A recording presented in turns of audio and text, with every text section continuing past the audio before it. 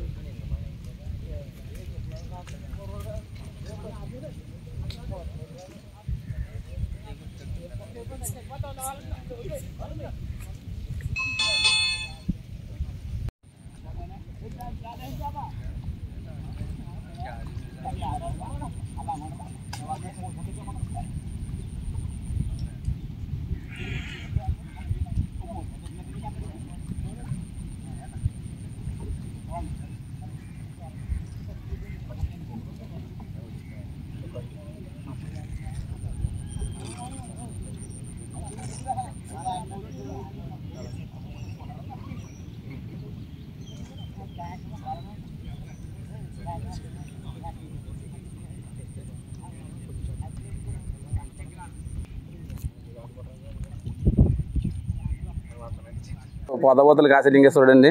మాది గెద్దెనపల్లి గ్రామం, కాట్రేనికోన మండలం. మేము జీవనోపాధి ఏంటంటే పరలోకి రావటం, ఏటాడుకోవటం మా జీవనోపాధి. అది ఎప్పుడును ఇప్పుడు వరకు మాకు గ్రామంలో ఎటువంటి సమస్యలు లేవు, ఏమి లేవు.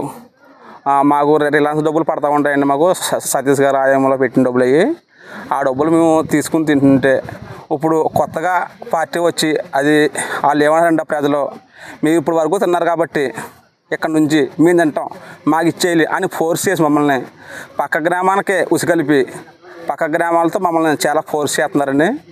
ఇలాగ 3 నెలల నుంచి ఇలా జరుగుతుందండి. ఇది గచ్చగలపుర గ్రామంతో చింతపిల్లంక ప్రెసిడెంట్ గారు వల్ల మాకు చాలా ఫోర్స్ జరుగుతుంది. ఈ ఫోర్స్ చేయడం వల్ల మేము ఈ పర్లోకి వస్తే కానీ బతికే విధానం మాకు లేదు. ఈ పర్లోనే బతుకుతూ ఉంటాం మేము.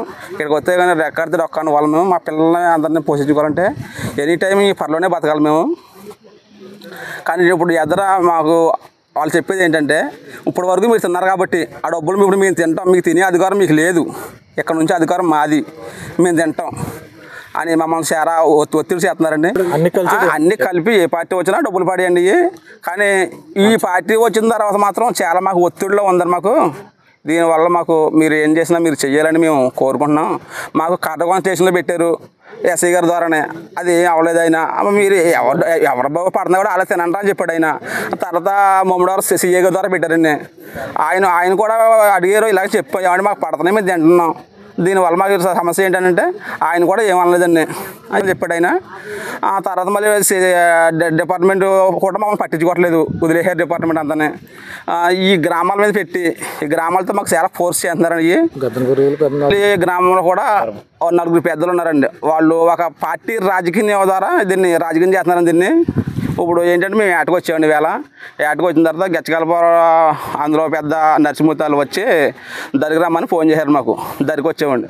దరికి వచ్చి ఏంటని అడిగితే మిమ్మల్ని ఎవరమ్మన్నాడు పర్లకి ఏటకి, ఆ డబ్బులు వాళ్ళు తింటారు కదా వాళ్ళకి ఇచ్చేయండి అని చెప్పి మమ్మల్ని పక్కకి గింటేసి ఆ బల్లి గిల్లి వేసిపోతానని చాలా దౌర్జన్యం చేశారండి. అందులోకి 2 అయితే దెబ్బలు తగిలాయి.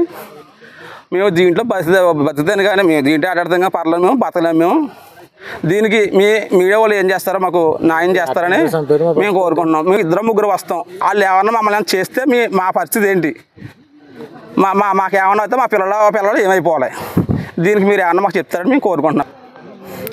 ఇప్పటికైనా సరే మీ అధికారులు తీసుకుని దీన్ని సమస్యగా తీసుకుని మీరు భావించి దీన్ని మాకు న్యాయం చేస్తారని మేము కోరుచున్నాం.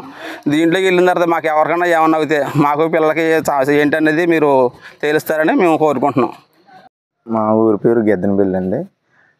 గెద్దెనపల్లి అగ్నికుల క్షత్రియులు. ఈ పర మీద ఆటాడుకోవడానికి వచ్చి డైలీ మాకు ఆట లేకపోతే బతికే దూరం ఉండదు.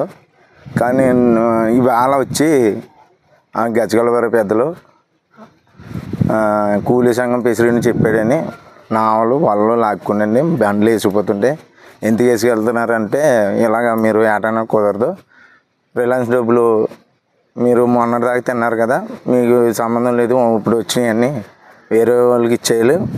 మా గ్రామంలో 4 ఉన్నారు సార్, ఆ 4 ఒత్తిడి వల్ల మమ్మల్ని ఇలా ఇబ్బంది పెడుతున్నారు.